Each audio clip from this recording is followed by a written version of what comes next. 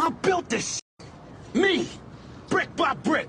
And I'll be damned if I let you tear it down just because you don't like the way another nigga talk. Dressed like a goonie goo-goo. A 50-year-old Power Ranger. Go Power Ranger. You're oppressing that person. You're oppressing them. That's what I was doing. Now let me say this, right? It's like I told Mano, and I'm gonna tell y'all. There was a method to my madness on being on YouTube. When I came to YouTube, we're gonna get deep with this. I came to YouTube, somebody that I'm not gonna say I was scared. I was scared, but not scared. Because I was pulled into a war. Some of y'all a lot of y'all that watch me don't know my story. I told a story on Facebook about what Afrika Bambaataa did to me. I got a phone call from the family, that same family that I came from, and hours later I took the video down. The internet is undefeated. They shared that video. 6 months later, Ron Savage comes out telling an identical story to my story. I listened to Ron's story. See, I'm not going to play the games that Ron played. Because child molestation is something, it's a serious topic that I will never, ever, ever play with. Ever. He comes out crying on the news. He had boogers all over the place. Talking about how bad and how hurt he was. Because the same man, Afrika Bambaataa, that victimized me, victimized him, and thousands of other little boys. Right?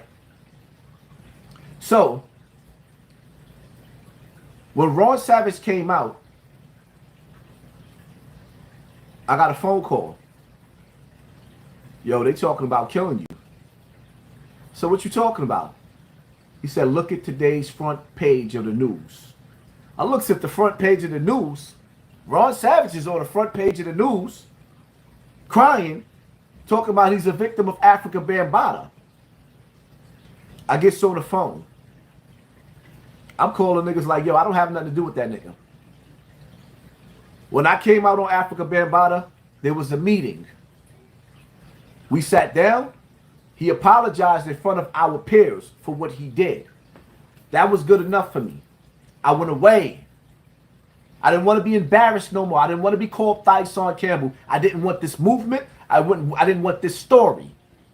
But when I was told that I was going to die, I was going to be murdered by the godfather of hip-hop and one of the biggest families in hip-hop, when I came and I asked everybody for help in the music industry, the my songs and everybody, and I told my story, and I was trying to get help, I decided that at that moment, everybody was going to be a casualty to my war.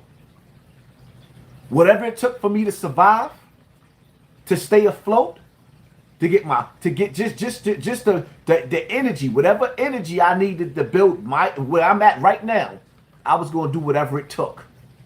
And whoever became, because all these rappers saw what this nigga did, they heard about it and nobody gave a fuck. So I didn't give a fuck about them neither. So I picked and bullied on every rapper I felt like it.